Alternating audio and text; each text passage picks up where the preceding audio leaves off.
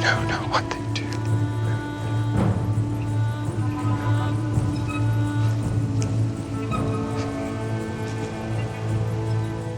En el nombre del Padre, del Hijo y del Espíritu Santo. Amén. Te adoramos, oh Cristo, y te bendecimos, que por tu santa cruz redimiste al mundo.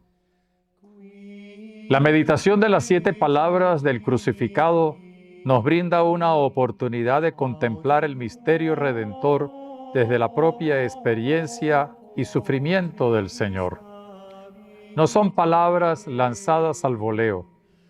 Son expresiones que brotan desde la experiencia personal de quien tiene la conciencia de ser el Cordero de Dios sacrificado para el perdón de los pecados. Surgen del dolor, pero ante todo del acto decisivo del cumplimiento de la voluntad de Dios Padre.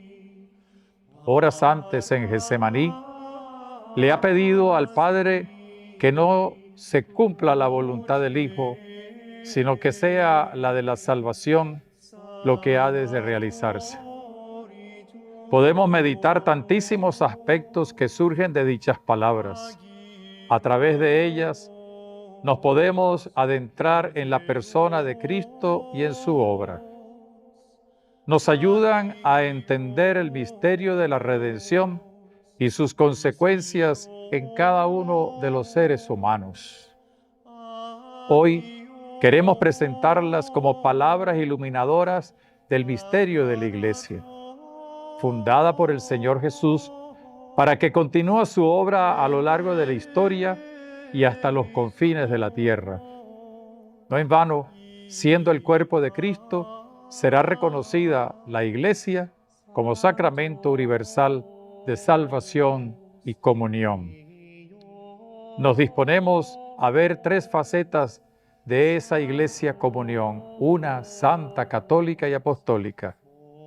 ¿Cuáles son? La Iglesia bonita, la Iglesia sencilla, la Iglesia pascual.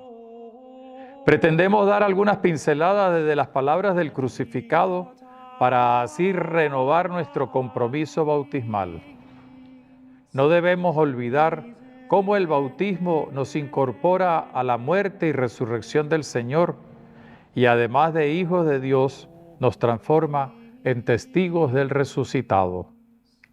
Es con esta cualidad con la cual recibimos el mandato evangelizador que vivimos como miembros del pueblo sacerdotal, la Iglesia que nace de la Pascua del Señor.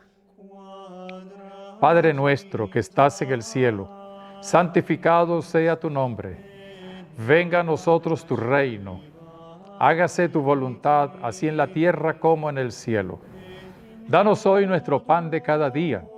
Perdona nuestras ofensas, como también nosotros perdonamos a los que nos ofenden. No nos dejes caer en tentación y líbranos del mal. Síganle los pasos al pastor divino, aunque ensangrentado va por buen camino, aunque ensangrentado va por buen camino. Síganle los pasos al pastor divino, aunque ensangrentado va por buen camino, aunque ensangrentado va por buen camino. Sanctus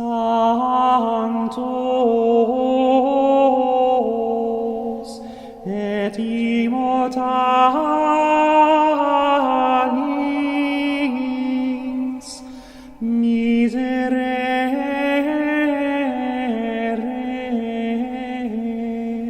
nobis.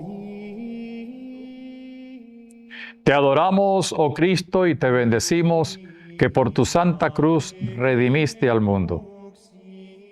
La Iglesia nace del amor de Jesús por la humanidad y así poder extender a lo largo del tiempo y en todas partes del mundo su obra de salvación.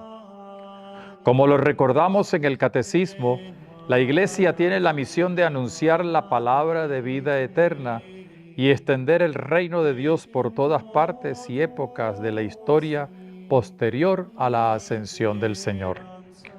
Una de las características que conocemos de la Iglesia es su belleza. Esta le viene de su mismo fundador. No en vano a todos sus miembros se les invita a identificarse e imitarlo a Él. Aquí arranca la belleza de nuestra iglesia. Si bien está compuesta por personas pecadoras, no es menos cierto que su origen y su constitución nace del mismo Cristo. Es verdad que la reconocemos como pueblo de Dios, pero también como cuerpo de Cristo. Con esta identidad es fácil que podamos ver cómo nuestra iglesia es bonita, precisamente porque actúa en el nombre del Señor. Desde la cruz, el Redentor pronuncia algunas palabras que muestran la belleza de la iglesia. La que le dirige a su madre tiene que ver con la identidad propia de la iglesia. El evangelista nos refiere la preocupación de Jesús por su madre, a quien ve sola. La acompaña un discípulo, el amado. A ella le dirige una voz de estímulo y confianza. Mujer, he ahí a tu hijo. Con ella le está garantizando que no se queda sola, sino bien acompañada por los discípulos y seguidores de Jesús, a quienes éste ha convertido también en sus hijos. De allí el complemento pronunciado seguidamente por Jesús. Hijo, he ahí a tu madre.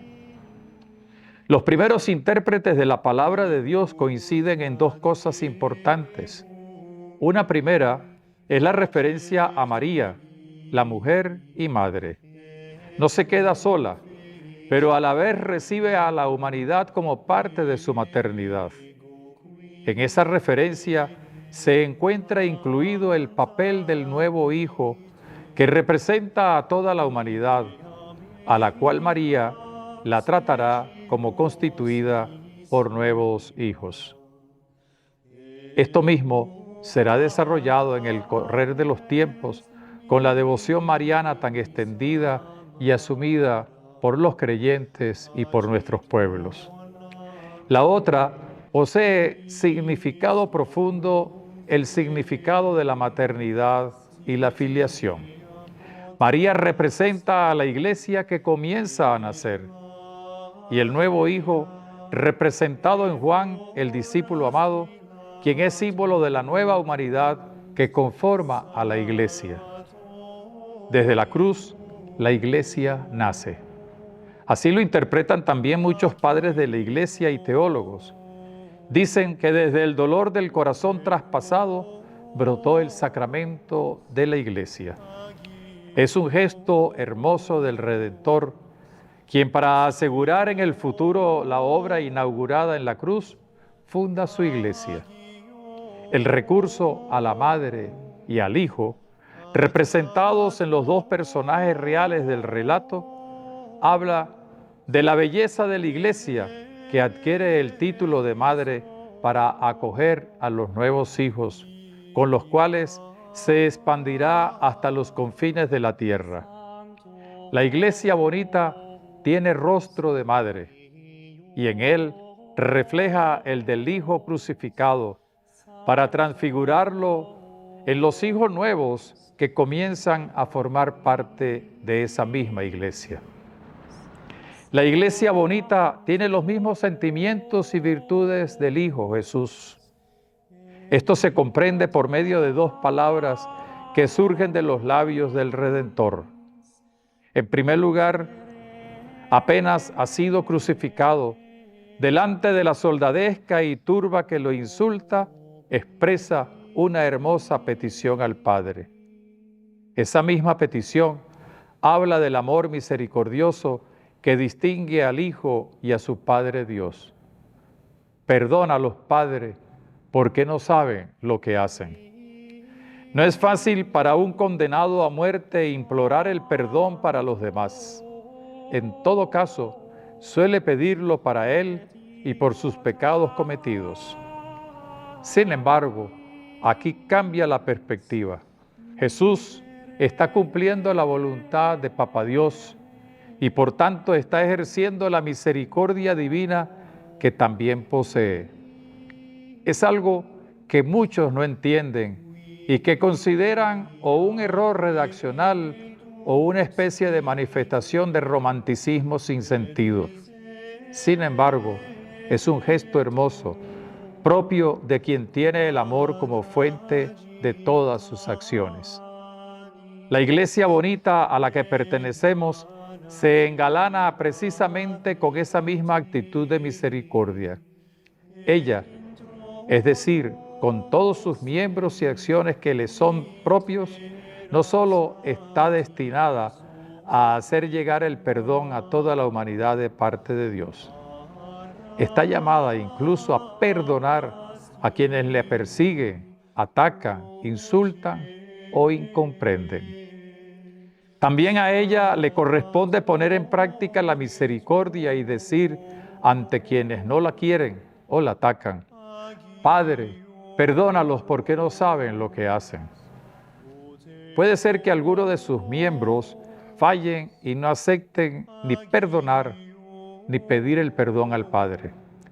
Pero en cualquier momento y lugar, ella está llamada a mostrar esta hermosura de actitud que la hace sentir cuerpo de Cristo, capaz de perdonar y de llevar a todos a la plenitud de la salvación. Entonces, sale a nuestro encuentro otra característica, otra palabra que embellece a la iglesia en unas novedosas expresiones del Redentor. Uno de los ajusticiados con él le reclama que actúe si es verdad que es tan poderoso.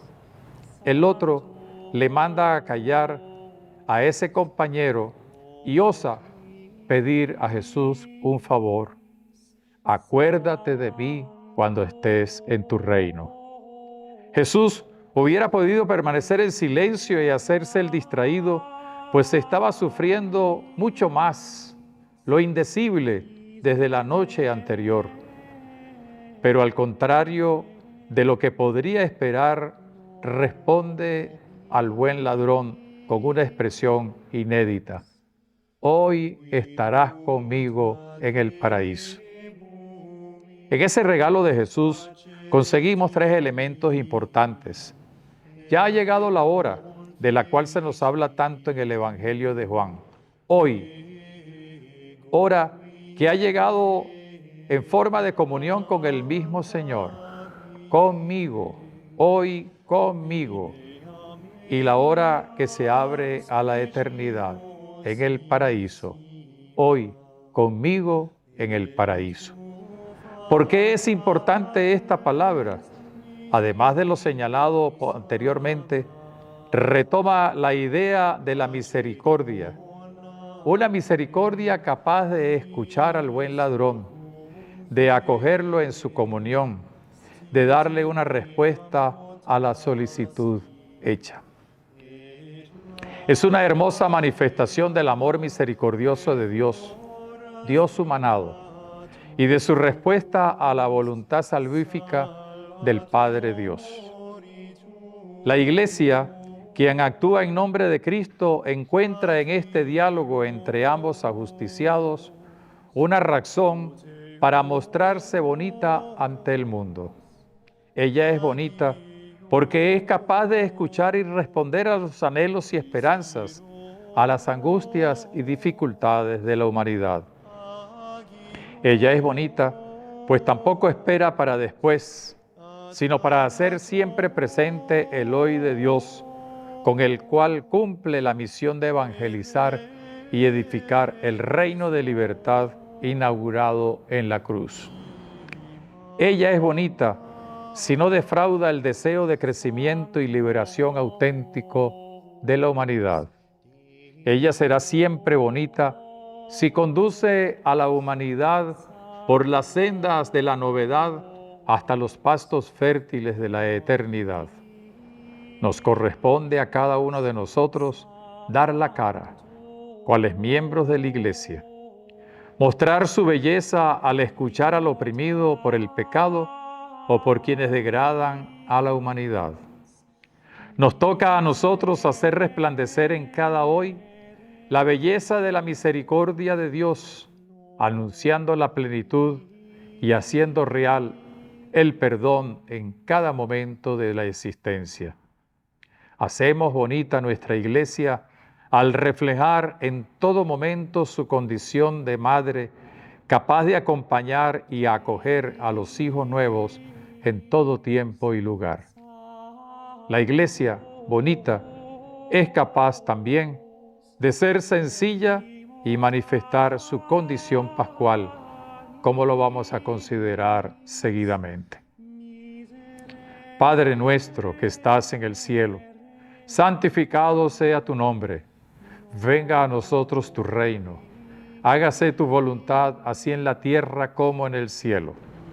Danos hoy nuestro pan de cada día. Perdona nuestras ofensas, como también nosotros perdonamos a los que nos ofenden. No nos dejes caer en la tentación y líbranos del mal.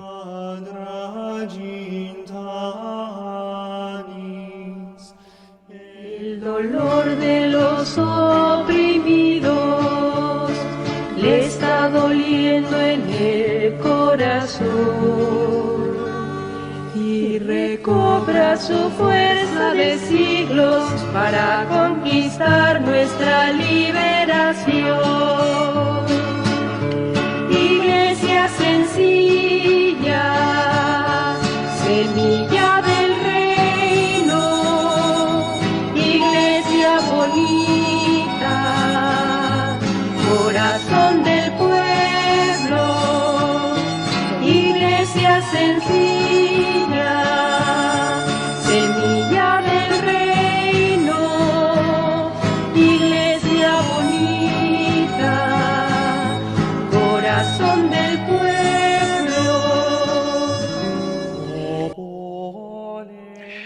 Te adoramos, oh Cristo, y te bendecimos que por tu santa cruz redimiste al mundo. La sencillez de una persona se expresa a través del reconocimiento de su sentido del humano. Nadie puede considerarse una superpersona o algo por el estilo. En la medida que cada quien se reconozca con sus virtudes y deficiencias, no solo podrá vencer las dificultades, sino que podrá además ayudar en fraternidad y solidaridad al hermano. Desde esta actitud de sencillez se puede adquirir apertura de mente y corazón, apoyándose a sí mismo con la auténtica sabiduría humana. En la cruz nos conseguimos a un Dios auténticamente humanado, es decir, encarnado y que vive todo lo que experimenta un ser humano, menos el pecado. Aún así, está pagando el rescate de la humanidad hundida en el pecado del mundo. Además, la experiencia terriblemente humana del crucificado, también podemos darnos cuenta de cómo sintió el máximo los dolores y el abandono. En un determinado momento exclama: Dios mío, ¿por qué me has abandonado? Es dura la soledad del ajusticiado. Solo parece estar acompañado por los gritos insultantes de quienes participan en la crucifixión. Llegó a el Calvario gracias a la traición de uno de los suyos, con su contribución reducida a 30 monedas en la conspiración de los sumos sacerdotes y los grandes del pueblo, quienes buscaban cómo asesinarlo legalmente. Uno lo negó y debió estar medio escondido en algún rincón, inmovilizado por el miedo y la vergüenza, viendo el espectáculo. Poquísimos son quienes están a los pies de la cruz. Siente el abandono por parte de su Padre, quien le dio la misión de realizar el acto redentor. De allí el reclamo: Dios mío, ¿por qué me has abandonado? El colmo del abandono, de la soledad y de la indefensión llega cuando, urgido de refrescar su garganta y el resto del cuerpo, con un poco de agua clama: tengo sed. La respuesta no se ha de esperar. Un soldado moja una esponja con vinagre y en forma de burla la da a probar como pócima que pone en sus labios. No es solo burla, quizás andaba buscando secar su garganta para que no volviera a pedir nada más. Total, ya estaba llegando el final. Quien había dado de comer y beber a tantos hermanos, ahora no recibía ni una gota de agua. Tuvo la experiencia de aquel Lázaro del cual había hablado en una de sus parábolas. Experimentaba en carne propia la maldad de quienes no darían de beber al sediento. Y pensar que Él perdonaría esa actitud con su entrega liberadora en las manos de Papa Dios. Frente a estas dos escenas de abandono y desprecio, la Iglesia sencilla aprende lo que se debe hacer. En un primer lugar, dentro del marco de su misión evangelizadora y en el compromiso por edificar el reino de salvación, está llamada a oír y responder el clamor de tantos hermanos que también claman: Dios mío, ¿por qué me has abandonado? Como bien lo enseña el Papa Francisco, por ser sinodal y caminar junto con toda la gente, la Iglesia debe tener oídos para escuchar los gritos desgarradores de tantas personas a lo largo del mundo. No hay sino que ver alrededor para descubrir cómo hay tantos hombres y mujeres que gritan pensando en el abandono que sufren. ¿No es acaso lo que le acontece en todas partes, lo cual conocemos y permanecemos impávidos ante los noticieros o las redes sociales que nos transmiten las situaciones inhumanas vividas cruelmente por nuestros hermanos? Es el caso de tantos inocentes que mueren en las guerras que parecen ser noticias deportivas donde se apuesta a ver quién va a ganar. Lo que ocurre en Rusia y Ucrania, en Gaza e Israel. Y lo triste es que quienes dicen estar en desacuerdo con esas guerras las mantienen porque es más fructífera la venta de armas o los réditos que sacarán ante los préstamos ultramillonarios que dan a esas naciones. Es también el caso de los migrantes que sufren los ataques de las mafias que controlan sus pasos y los manipulan. Ante el silencio de los dirigentes políticos y sociales de las naciones, no faltan sociedades y naciones que dicen defender la libertad y democracia, pero crean leyes y procedimientos para no recibir a los migrantes con sentido de lo humano.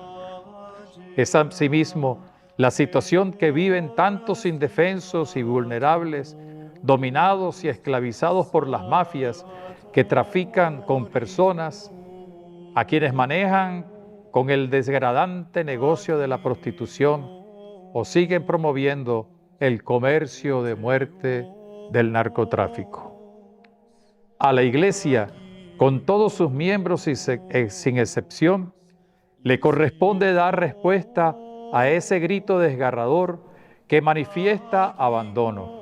Para ello, con sus instancias, con su voz profética y con su compromiso solidario, ha de dar la respuesta para garantizarles que no están solos. Hoy, todos los miembros de las iglesias a lo largo del mundo, de la Iglesia Universal, desde los obispos hasta los laicos, han de manifestar no solo la solidaridad con actos asistencialistas, necesarios sin duda, sino con la exigencia de un respeto a los demás, con acciones muy concretas. Lamentablemente, muchos de los que participan en las mafias se dicen católicos cristianos. La justificación es un falso concepto de libertad y de la búsqueda de recursos para un enriquecimiento inmoral y fácil. Asimismo, la Iglesia debe atender el clamor de tantos hombres y mujeres que manifiestan su fe. Hoy, incluso cerca de nosotros, encontramos a personas que gritan desesperadamente: «Tengo sed». Gracias a Dios, como lo podemos deducir de aquel hermoso diálogo con la samaritana, nosotros podemos dar el agua de vida que salta hasta la eternidad, propuesto todo ello por el Maestro de Nazaret. La sed de muchos No puede ser ahogada por vinagres ni pócimas amargas, las del conformismo, o la del menosprecio de su dignidad, o la de la mediocridad, o la del olvido de la ley fundamental del amor. Hoy mismo, esa fe se manifiesta en el desprecio de la dignidad humana, producto de una sociedad del descarte, como lo recuerda siempre el Papa Francisco. Es la sed de quienes sufren la mala calidad de servicios públicos de salud y educación, o la de tantas personas vulnerables cuyos derechos son violentados por la tortura o por el abuso de poder de cualquiera que se considere poderoso, o por quienes no pagan justos salarios con la excusa de una crisis económica difundida por todas partes. La iglesia bonita que asume la identidad del Maestro es la iglesia sencilla que no tiene miedo de acercarse a todos, en especial a los que sufren, a los pobres, los excluidos y abandonados por el ordenamiento jurídico de las naciones, a los que han perdido la capacidad de reacción ante la prepotencia y soberbia de quienes se creen dueños de la sociedad, inmigrantes que son despreciados como material de descarte. Y al hacer esta tarea, la Iglesia se abre a la dimensión pascual expresada por Jesús en la cruz cuando se ofrece cual víctima para la salvación de los seres humanos. Padre nuestro que estás en el cielo, santificado sea tu nombre. Venga a nosotros tu reino. Hágase tu voluntad así en la tierra como en el cielo. Danos hoy nuestro pan de cada día. Perdona nuestras ofensas, como también nosotros perdonamos a los que nos ofenden. No nos dejes caer en tentación y líbranos del mal.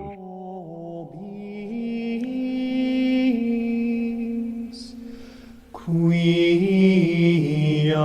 et uxite benedictum.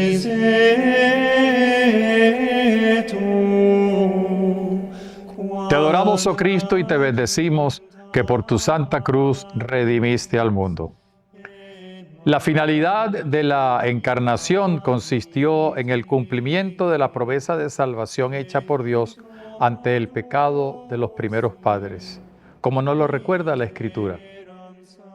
La encarnación es el misterio por el cual el Hijo de Dios se hizo hombre. Por ese hecho se hizo presente en medio de una familia, la de Nazaret, y luego de crecer y madurar humanamente, inició lo que bien conocemos como la vida pública de Jesús. No es otra cosa sino la realización de su ministerio en la tierra.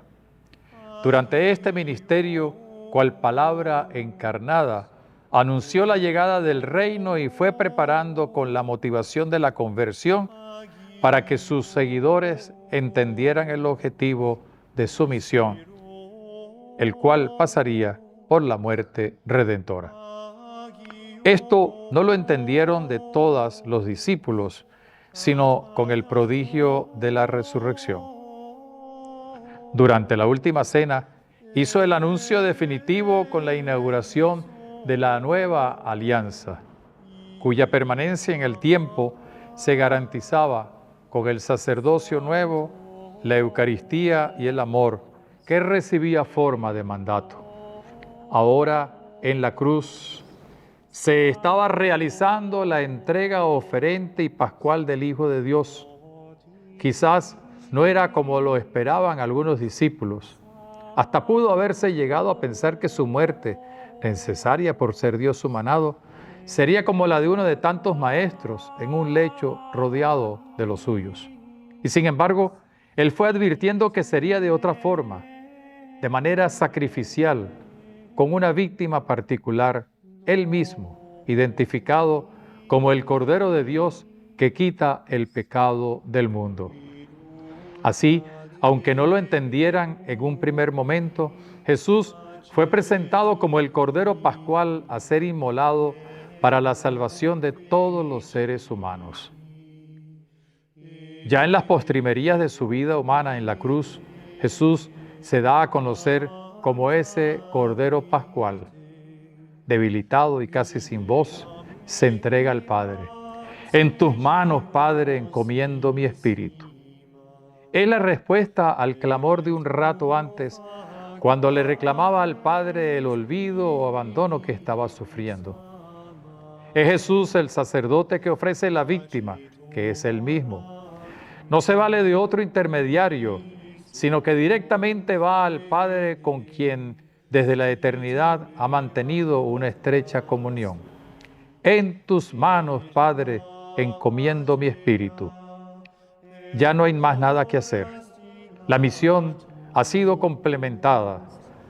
De allí, las otras últimas palabras, quizás apenas pronunciadas en voz baja, pero que resuenan en todo el universo por su contenido. Todo está cumplido. Se ha cumplido la voluntad del Padre, luego de beber el cáliz amargo del dolor y de la muerte. Jesús, previamente, de manera profética, les dejó a los discípulos la capacidad de hacer memoria viva de todo episodio pascual, engrandecido por la pronta resurrección, y de allí surgen los sacramentos, en especial la Eucaristía y el sacerdocio bajo el prisma del amor. Lo interesante y novedoso es la transformación cultural de la conmemoración de la nueva Pascua. No es un rito cualquiera iluminado con alguno que otro texto bíblico y oración que le acompañaba. Con ambos sacramentos se aseguraba que el sacrificio de la cruz y la fuerza redentora de la resurrección tendrían la misma vigencia de aquel momento en el Calvario. Dios humanado y pascual que se sigue haciendo presente de manera real. Asimismo, acontece con el sacerdocio. Él sigue actuando de manera real, manteniendo la fuerza de su sacerdocio gracias a que de generación en generación, a través de elegidos y consagrados, se renueva el misterio de la alianza nueva y eterna. Más aún, junto a esto, le da la capacidad al pueblo de Dios de convertirse en un pueblo sacerdotal, mediante el cual se puede llegar hasta los confines de la tierra para hacer sentir el empuje de la nueva creación. En la predicación, en la liturgia, en todos los actos de la Iglesia, se transmite la liberación pascual de Jesús. De allí que aún en el correr de los siglos de la historia humana, no se repite, sino se hace memorial lo indicado y realizado por Jesús. En tus manos, Padre, encomiendo mi espíritu. Es la entrega pascual del Cordero, quien sigue haciendo realidad por medio de la Iglesia, el todo está cumplido. La Iglesia bonita y sencilla adquiere también la cualidad de ser pascual. No es una iglesia de meros recuerdos, sino de la actualización de la Pascua liberadora de Jesús. Esto lo deberá hacer con su predicación del Evangelio y la edificación del reino, en su salida al encuentro de todos sin excepción, a fin de contagiarles de lo que conlleva su Pascua, la libertad de los hijos de Dios. Desde esta perspectiva, ciertamente, la Iglesia no puede ni debe ser considerada como una institución meramente humana, de carácter religioso, con aristas en lo económico y político, así como con un conjunto de enseñanzas moralizantes. Es mucho más que eso. La Iglesia pascual es la que demuestra el todo está cumplido. Con sus acciones en pro de la dignidad de los seres humanos y conduciendo a la humanidad a la plenitud. Cumplir implica dar plenitud. Es el camino que ofrece la Iglesia a todos los seres humanos. Al hacerlo, se identifica con el Cordero de Dios que quita el pecado del mundo. Para hacer brillar la luz renovadora y transformadora de la resurrección y hacer que todos se animen a caminar las sendas de la novedad de vida. Esta Iglesia pascual nos recuerda de forma protocolar que Ciertamente el Señor se entregó, pero no se queda allí, en el rito, en lo protocolar. Con su Pascua Jesús le da a todos los seres humanos la capacidad de convertirse en hijos de Dios.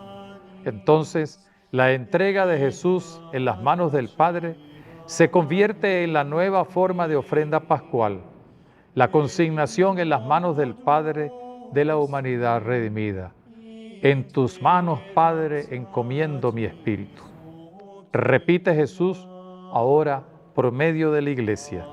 En esas manos amorosas que reciben la ofrenda, se colocan a todos los seres humanos de cada época de la historia y de cada pueblo, nación o cultura. Los cristianos conscientes de esta vocación lo hacen porque el mismo Jesús los ha convertido en el bautismo, en ofrendas vivas para el verdadero culto a Dios. Ese verdadero culto es en espíritu y verdad. Es un culto pascual que se hace realidad desde la caridad propia de todo creyente. Con sus ministerios, consagrados por el sacramento del orden o de tipo eclesial laical, la Iglesia se acerca a todos los seres humanos para ayudarlos a disfrutar de la alegría pascual que brota de la entrega definitiva del Hijo a Dios Padre. Formamos parte de una Iglesia bonita, sencilla y pascual. Las tres características están unidas entre sí y son manifestación de la misión al servicio y de comunión de la Iglesia, una, santa, católica y apostólica. Con nuestro testimonio de vida, apoyados en el Espíritu Santo, nuestro ser y quehacer es el cumplir con la llamada que ha recibido la Iglesia, acercarse a todos, ofrecerles y ayudarles a entrar en la conversión del reino de Dios y recibir los frutos de la liberación pascual. La Eucaristía y la palabra, la dimensión misionera y el servicio, la plena solidaridad en fraternidad con todos los seres humanos es lo que hará que manifestemos a esa Iglesia bonita, sencilla, pascual. Padre nuestro que estás en el cielo, santificado sea tu nombre. Venga a nosotros tu reino. Hágase tu voluntad, así en la tierra como en el cielo. Danos hoy nuestro pan de cada día. Perdona nuestras ofensas, como también nosotros perdonamos a los que nos ofenden. No nos dejes caer en tentación y líbranos del mal.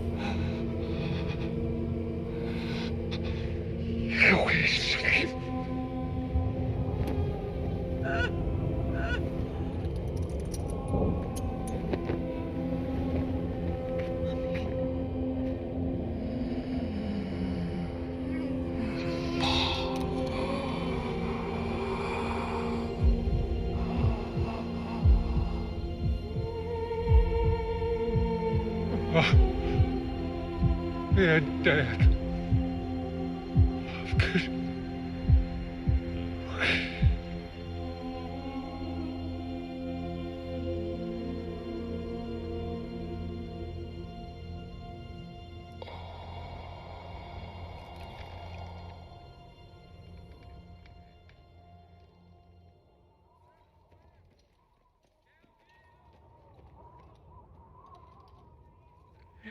Te adoramos, oh Cristo, y te bendecimos, que por tu santa cruz redimiste al mundo. Hemos llegado al final de esta meditación. La hemos presentado desde una perspectiva eclesiológica, es decir, desde unas características que debe tener la Iglesia: bonita, sencilla, pascual. Es una meditación que se une a lo que hemos venido reflexionando desde el Domingo de Ramos y que culminará con el canto alegre y triunfal del Aleluya, Jesús ha resucitado.